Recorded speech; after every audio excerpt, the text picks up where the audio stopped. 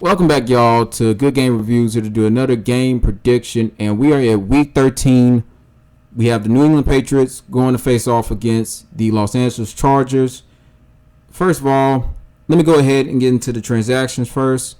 We have Dalton Keene, tight end. He was activated to the 53-man roster from IR.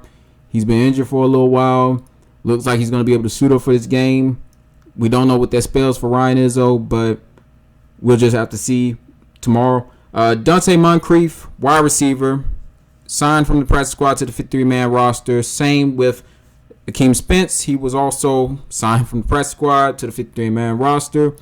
Both of these guys were contributors in last week's win against the Cardinals, especially in Moncrief's case with the return on the kickoff. So we just have to see what they decide to do with them. It's looking more like Dante Moncrief is going to provide on special teams, and they're going to save Gunnar Olszewski's legs for more punt offs. That's he seems more comfortable with that anyway. Dante Moncrief seems to be doing well.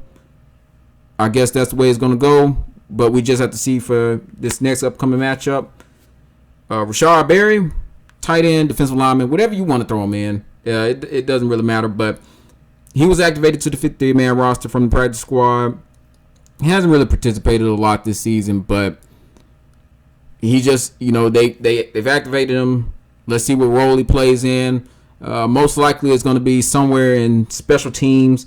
So that's pretty much going to be his role. So keep an eye out for Rashaan Berry. Isaiah Ford, wide receiver, released from the 53-man roster.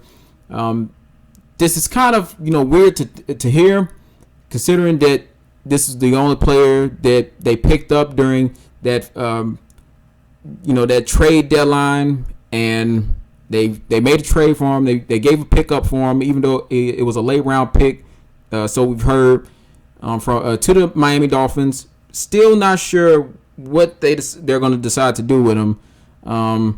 Once again, we're at another year where we trade for a wide receiver and they don't contribute. So I mean, if you can come up with anything for that, let me know, but I'm at a loss, so it's whatever. But let's go ahead and get into the comparisons. Now, we're going to start off with QBs, and I wanted to give the advantage to the Los Angeles Chargers. Not Justin Herbert, but Justin Herbert. He's been doing nicely. I believe he's been doing the best out of all the other, rookie QBs who came in this year. He's had a very nice season, over 3,000 yards, 23 touchdowns, 7 interceptions, has 3 rushing touchdowns actually, and a pass rating of 100.9. He's done really well. It's unfortunate because this team is sitting at 3-8. And I don't want to put, a whole bunch of blame on Herbert. There are some games where he could have, did a little bit better. But considering, you're looking at the numbers, I can't say that it's because of him that his team is in a position. It sounds kind of familiar to when I was talking about the Houston Texans and Deshaun Watson. But knock on wood, we don't have a repeat of that, where you have this one guy just showing off, and not so much as showing off, but just exploding and having a really good game. But that's the deal for Herbert. Nice numbers, just crappy record. I wish I could say something good about Cam Newton. I mean, you can say some good things about Cam Newton. It's not showing up in the numbers. He didn't have a good game last week at all. Double-digit passing yards, just horrendous. Didn't have a touchdown. Didn't have a rushing touchdown. Only added to his interception total. Now he's sitting at 9. So he has 4 touchdowns and 9 interceptions.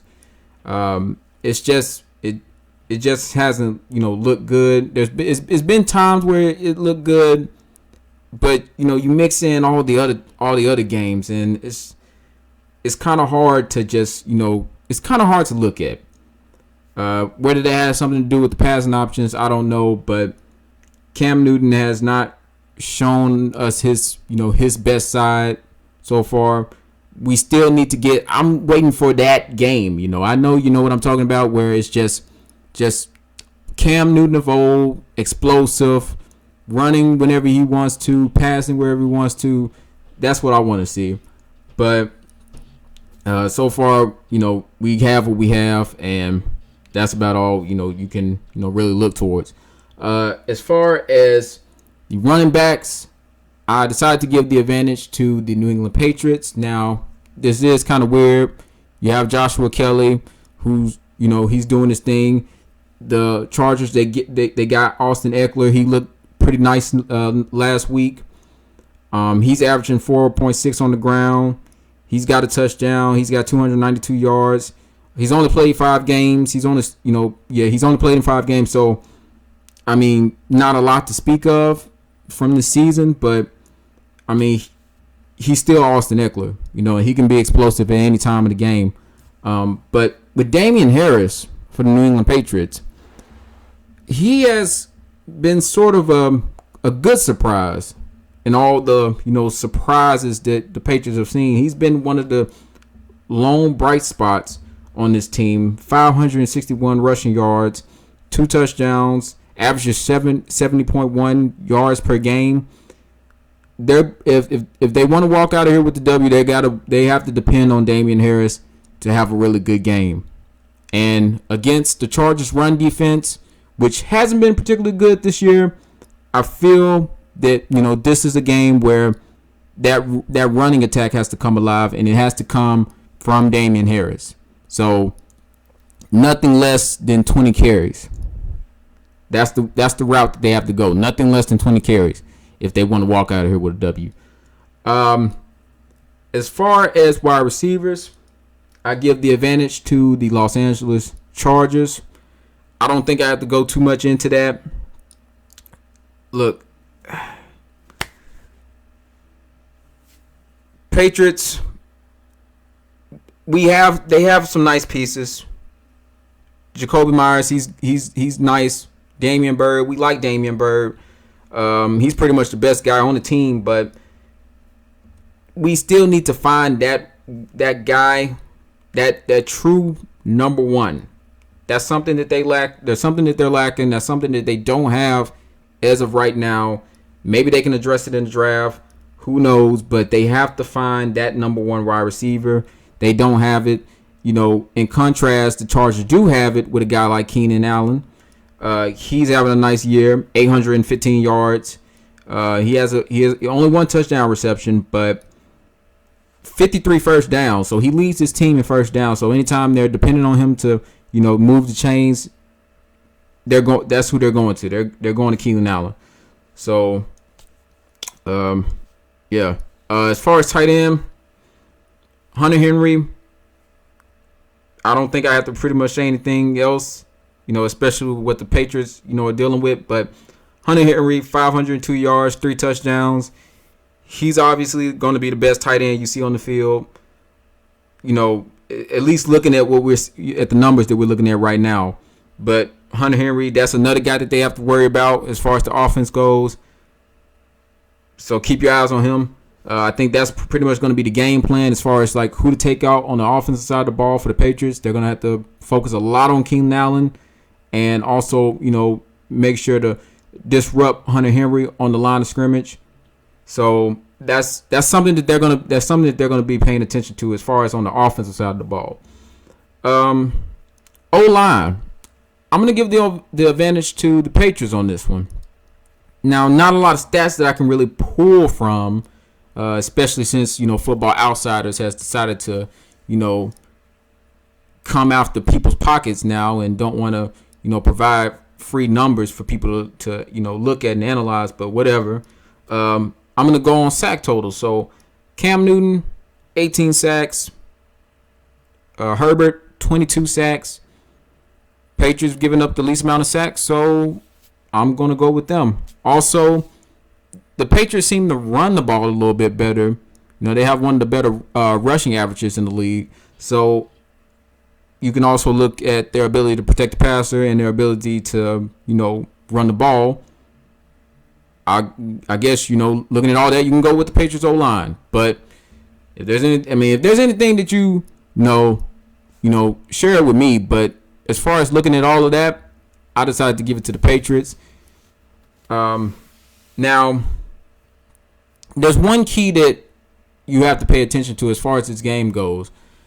If you look back at 2018 during the AFC divisional game against the Patriots and the Chargers, one major factor that I don't think a lot of people paid attention to was the offensive line, the ability of both of these teams' offensive lines, especially in the Patriots' regards, because of how well that offensive line was doing going through the regular season, later in the later half of the season, and coming into the playoffs.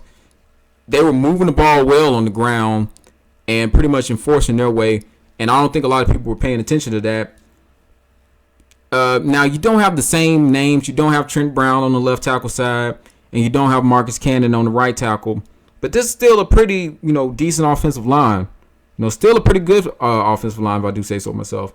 So this is where the battle is going to be won.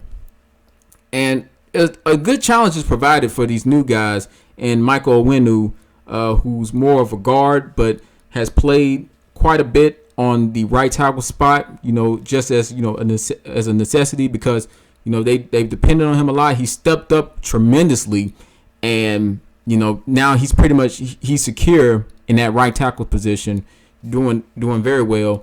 And then you have Justin Herron, who hasn't, played a lot, but in the moments that he has played, he's done pretty well at that left tackle spot. That's pretty much who they're going to be depending on as far as keeping pressure off of Cam Newton in this game. And Onwenu is going to have probably the toughest job, defending against Joey Bosa. That's pretty much going to be the matchup that you're going to be looking at as far as the line goes. You're going to be looking at Onwenu versus Bosa. If Onwenu is getting beat constantly by Bosa, and Bosa is just racking up sacks during the game and getting hits after hits after hits, then Chargers have a better chance of winning this game. But if they can keep them clean like they did in that 2018 divisional game, then, look for the Patriots to win that game. So it's all about that battle. It's all about what happens with Joey Bosa. Now, speaking of Joey Bosa, the defensive end position, I give the advantage to the Chargers on that one. And it's pretty much because of Joey Bosa that I give them that advantage. Alone, he has 7.5 sacks. So, considering that he hasn't played all the games, he's starting to come into his own. He had a really good game last week, and it looks like he's catching on. Now, that's a good thing if you're a Chargers fan, but if you're a Patriots fan, you're kind of like, I don't know. We've seen what happens when some of these premier pass rushers have gone against the Patriots. They've given them some pretty hard times. Recently, we can look back at J.J. Watt, who was able to get at Cam Newton. He was able to knock him down a few times. He was jumping around on the line, batting balls. It just didn't look good. So it's all about that battle. It's all about what happens with Joey Bosa. Does he look like, in his form, Joey Bosa? Or do they kind of make him look like he did during that 2018 divisional game? That's what you're going to be looking at. As far as defensive line, I give the advantage to the Chargers on this one. Jerry Tillery, he has been their best defensive lineman. He has 3 sacks, 3 tackles for loss. He was a very nice pick. They picked him up in the first round. That same year that the Patriots chose N'Keal Harry in that 2019 draft. So he's a very nice pickup for him. I was hoping that the Patriots could probably get him later on in the draft, but they got him, so it's whatever. But yeah, as far as defensive linemen, they pretty much, as far as production goes, they're doing quite nicely on the defensive line. Now you have the Patriots, who, Adam Butler, he's starting to kind of get back into his mode. He was able to rack up his first sack for the season last week.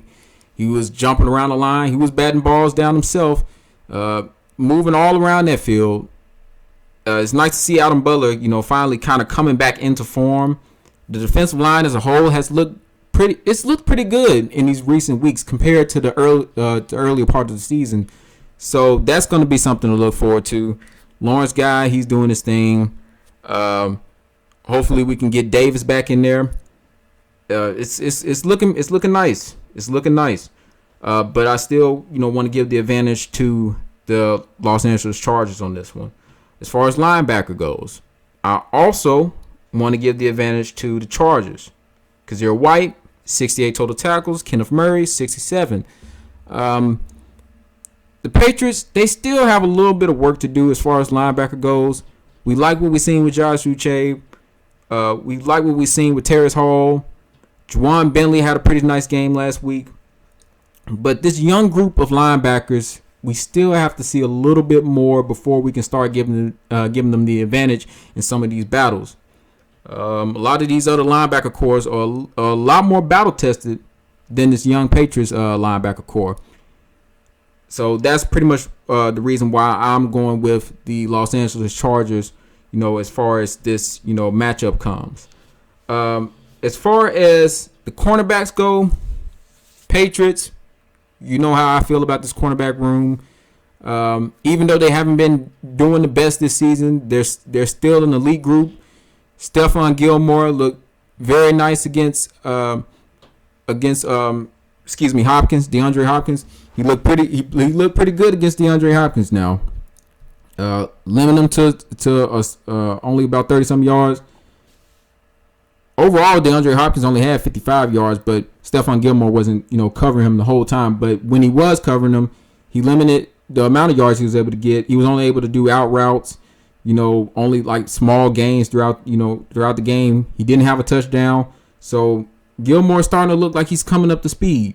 And, he's going to have a test against these wide receivers that he's going up against. A lot of speedy guys, a lot of good route runners. So he's going to have to, be on his game. But it's looking like he's starting to kind of, come back into his regular form. J.C. Jackson, you know how we feel about J.C. Jackson. He's done nice, 6 interceptions on the season. Hopefully he can rack up some more. He's done, pretty well against some of these receivers that he's been, forced to line up against, but he's taking care of it. On the Chargers side of the ball, Michael Davis, he's pretty much their best corner. As far as pass defending, he has 8. He has 2 interceptions. You just want to see a little bit more from what they have, especially, they have a pretty nice group. Casey Hayward, very, very nice cornerback, cornerback.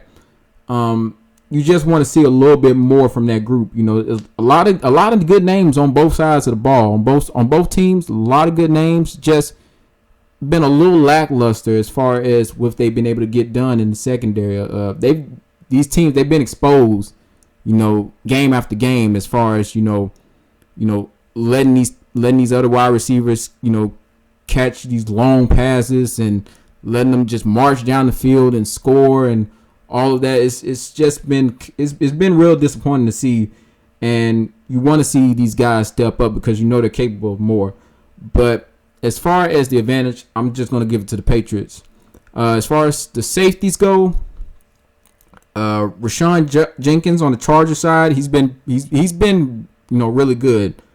69 total tackles, leads his team in tackles, has a sack on the season, has 3 passes defended, has an interception. He's pretty much been all over the field. If you look at the other side, same with Adrian Phillips, former Chargers. I don't know what it is about DBs. They just have a knack for it, kind of like the Patriots. But Adrian Phillips, also 3 passes defended, has 2 interceptions, 72 tackles. He's been doing a very nice job. Also leads the team in tackles. So both of these, safeties leading their teams in tackles, doing very nice things on the field. It's just, it's nice to see, but I decided to give the advantage to the Patriots on this one. Devin McCourty, Kyle Duggar is doing nicely. It's just a little bit more production on the Patriots side of the ball than it is for the Chargers, so I give them the advantage at the safety position. As far as special teams, it seems that across the board, as far as special teams go, returns, kicking, punting, it all seems to fall in favor of the New England Patriots, especially in the kicking position. Now, this is something else that you should look at. Last week, we saw Zane Gonzalez. We looked at his numbers. We looked at the field goal percentage. we noticed something as far as his 40 to 49 range. Now, we can look at Michael Badgley the same. As far as 40 to 49 goes, he's 6 for 9. He's 6 for 9 as far as 40 to 49. As far as 50 plus, he is 2 for 4. So accuracy, not very accurate. Kind of in that same range as Gonzalez. So that's something to look at. If it comes down to one of those 40-something yard kicks, and Badgley has to, go out there, anything can really happen. So once again, I'll encourage y'all to look at this special teams battle, because I think it's going to come down to that again, and the Patriots are going to have to depend on the special teams to make a couple of good plays in this game. I think that's really going to be something that kind of puts the advantage in their side, and gets things open up in the game, kind of like it did in the Cardinals game. They're pretty much going to have to kind of translate that into this game, and I think against this special teams unit that the Chargers have, they can do it, because if there's any weakness to this Chargers team, it's definitely in that special teams unit. Let me not move on too quickly though. As far as special teams go, Nick Folk, gotta give it up to him. I have to give it up to him. He was named AFC Special Teams Player of the Week for a second time, and I have to say that I've been pretty blown away with his performance this season. I was hard on him coming in, especially in the earlier part of the season. I just did not see him as the guy, but he stepped up. And I have to I gotta give him his credit. I gotta give him his credit. He's pretty much one of the better players on the team overall. One of those bright spots. So give it up to Nick Folk, man. I mean, he's done a very nice job, and I don't know if it's going to come down to another, kick like this, but I'm a little more comfortable with him. I don't want to jinx him, knock on wood, but he's done a nice job, so I have to give him his props. As far as coaching goes, I gave the advantage to Kingsbury last week. I was basing that more on the record that's presented. I'm going to go the same route this week. I'm going to give the coaching advantage to the New England Patriots, basing it on the record. Anthony Lynn hasn't been doing too good. People look, they got their eyes on Lynn now, and especially with this record, he could. I mean, if he has another season like this, he could be seeing himself in the hot seat, because you can't blame it on the talent. They have the talent all across the board. There's no reason this team should be 3-8. But looking at the Patriots side of the ball, Bill Belichick, it seems like to be kind of a week to week thing, where he notices different little things that he wants to kind of improve on with his team, and he says, okay, this looked this way. I think I'll try a little bit more of this, maybe a little less of that. We've seen it in, different players getting, more starting time. With Josh Uche, I think he's found a way to kind of like place him, in the best position, to get, the maximum production that he needs from him. It just seems like Bill Belichick, throughout the weeks is, figuring out ways to put this team in the best possible position. So I got to give him, his props on here. So coaching advantage, I give it to the Patriots. Now, totaling everything up, it's pretty even. So looking at that, this could be another close game. Another game that possibly comes down to the wire. Another game that can be decided by 3 points as much as field goal. Who's to say? If I have to give a winner for this game, I guess I'll have to go with the Patriots. Only because I feel that as far as special teams goes, I feel like something could open up very nicely for them. Now, Gunner, he had the touchdown. They took it away because of the illegal blocking, but he had that touchdown last week. I'm going to be looking for, one of those big returns in this game coming up. So that's something to keep your eyes on. And as far as Joey Bosa goes, Owenu has to pretty much have his best game of the season, because this is going to be the most challenging game that he's going to have to play as far as going up against an edge defender. This is going to be his most challenging task. This is definitely going to be his most challenging task on the outside. He's going to have to deal with Joey Bosa. So depending on how they do that could spell either victory or doom for the Patriots team. So if they do well, if what I predict is going to happen as far as special teams go, then I see the Patriots walking out of here with a close win, but a win all the same. So that's how I feel about it. But other than that, that's pretty much it. Like, comment, subscribe, all that good stuff. Next week we have the Rams. We stay in LA. Should be a very interesting matchup. But let's leave that for another time. Until next time, I'm out.